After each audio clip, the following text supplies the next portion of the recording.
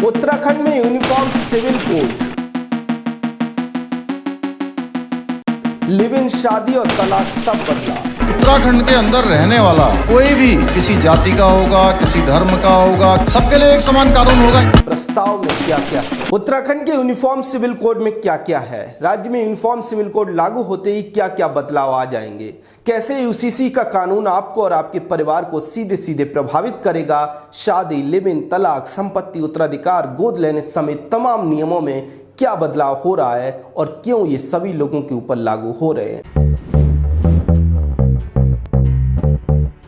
नमस्कार, मैं हूं चमन मिश्रा और आप देख रहे हैं vocal Bharat Uttarakhand. Uniform civil code के अंदर क्या क्या है ये हम आपको बताते हैं। आप चैनल को सब्सक्राइब कर लें, वीडियो पसंद आए तो शेयर भी करें। उत्तराखंड में यूनिफॉर्म सिविल कोड लाने की तैयारियां जोरों शोरों से चल रही हैं। अब एक बार फिर मुख्यमंत्री पुष्कर सिंह धामी ने कहा है कि जैसे ही कमेटी ड्राफ्ट सौंपती है वैसे ही सरकार काम शुरू कर देगी। धामी का कहना है कि इसी साल हम समान नागरिक संहिता पर काम करेंगे। इसका अर्थ यह है कि इसी साल यूनिफॉर्म सिविल कोड उत्तराखंड में लागू हो सकता है। ऐसे में हर किसी के अंदर ये जिज्ञासा है कि यूनिफॉर्म सिविल कोड में आखिरकार होगा क्या, क्योंकि इससे पहले भारत के किसी भी राज्य में यूनिफॉर्म सिविल कोड नहीं आया है। यूनिफॉर्म सिविल कोड लाने वाला देश का पहला राज्य उत्तराखंड होगा। ऐसे में अब सवाल यह है कि इसमें क्या होगा।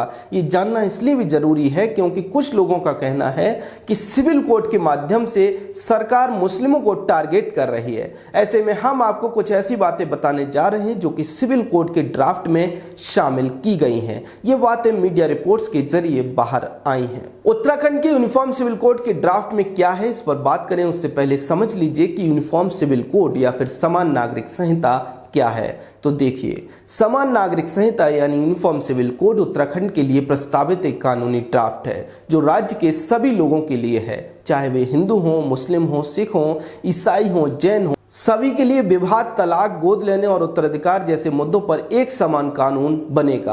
अब सवाल यह है कि क्यों यूनिफॉर्म सिविल कोड को लागू करने की मांग की जाती है, क्यों बीजेपी सरकार इस पर इतना जोर देती है। तो देखिए, संविधान के अनुच्छेद 44 में कहा गया है कि सरकार यूनिफॉर्म सिविल कोड बनाने की कोशिश करेगी, लेकिन आज़ादी के बाद कभी भी संविधान में जो लिखा है उस पर ध्यान नहीं दिया गया और सरकारें अपने वोट बैंक की पॉलिटिक्स करती रहीं। नेहरू हिंदुओं के लिए अलग कानून लेकर आए थे, यूसीसी लाने की हिम्मत उन्होंने भी नहीं की। 1956 में नेहरू हिंदू पर्सनल लॉ लेकर आए। इसके 4 अलग अलग प्रावधानों में तय किया गया कि हिंदू कितनी शादी कर सकते हैं, कब शादी कर सकते हैं, कब बच्ची का विवाह कर सकते हैं, कैसे गोद ले सकते हैं, कैसे तलाक दे सकते हैं। ऐसे तमाम नियम बनाए गए। आगे बढ़े उससे पहले जान लीजिए कि हिंदू पर्सनल लॉ के सभी नियम और कानून सिख, जैन और बौद्ध धर्म के लोगों पर भी अप्लाई होते हैं। मुस्लिम, ईसाइयों और पारसियों को उनकी अपनी परंपरा और रीति रिवाजों, नियमों के अनुसार चलने के लिए छोड़ दिया गया। अगर हम मुस्लिमों की बात करें तो 1937 का शरीयत कानून भारत में मुस्लिमों के सभी व्यक्तिगत मामलों को नियंत्रित करता है और इसमें सरकार का कोई दखल नहीं होता।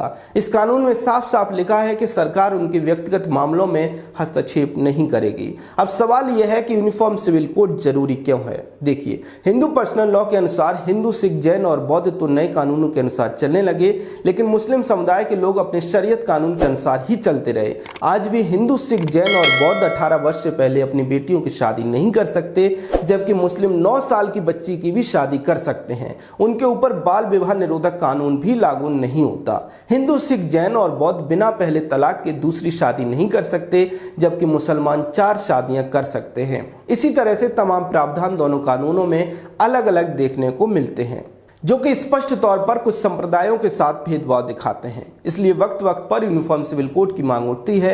यूनिफॉर्म सिविल कोड का मुद्दा बीजेपी का कोर मुद्दा रहा है। ऐसे में उत्तराखंड विधानसभा चुनाव 2022 के दौरान बीजेपी ने वादा किया था कि अगर सरकार दोबारा बनी तो सरकार यूनिफॉर्म सिविल कोड लेकर आएगी। सरकार बनने के बाद मुख्यमंत्री पुष्कर सिंह धामी ने यूसीसी के लिए कमेटी का गठन किया। अब उसी कमेटी की रिपोर्ट का इंतजार सरकार कर रही है। ऐसे में आइए हम देखते हैं कि आखिरकार रिपोर्ट में क्या है। मीडिया रिपोर्ट्स के मुताबिक यूसीसी के लिए गठित ब्लूप्रिंट के मुख्य प्रावधान ये हैं। बहु विवाह पर रोक लगेगी, लड़कियों की शादी की उम्र बढ़ाई जा सकती है, लिव इन रिलेशनशिप का डिक्लेरेशन देना अनिवार्य होगा, उत्तराधिकार में लड़कियों को लड़कों के बराबर अधिकार मिलेंगे, एडॉप्शन सभी के लिए मान्य होगा, गोद लेने की प्रक्रिया सरल की जाएगी, मुस्लिम समुदाय में होने वाले हलाला और इद्दत पर रोक लगेगी, शादी के बाद रजिस्ट्रेशन अनिवार्य होगा, बिना रजिस्ट्रेशन की शादी अमान्य होगी।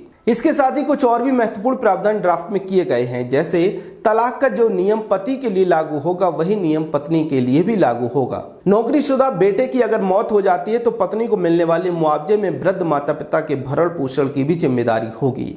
पति पत्नी के बीच झगड़ा होने पर बच्चे की जिम्मेदारी उनके दादा दादी को दी जा सकती है। जनसंख्या नियंत्रण के लिए भी प्रावधान किया जा सकता है। तो ये कुछ मुख्य नियम हैं जो ड्राफ्ट में हो सकते हैं। एक बात जरूर याद रखिए कि ये नियम सभी पर लागू होंगे, चाहे वो हिंदू हो, मुस्लिम हो, सिख हो, ईसाई हो या फिर किसी और धर्म को मानने वाला हो, सभी पर समान रूप से नियम लागू होंगे। फिलहाल ड्राफ्ट पर कमेटी काम कर रही है। एक बार ड्राफ्ट जब पब्लिक डोमेन में आ जाएगा तो सभी प्रावधान और ज्यादा क्लियर हो जाएंगे। लेकिन फिलहाल जो बातें मीडिया रिपोर्ट्स के द्वारा सामने आई हैं उन पर आपका क्या कहना है, कमेंट सेक्शन में अपनी राय जरूर दें। चैनल को सब्सक्राइब कर लें। जय हिंद।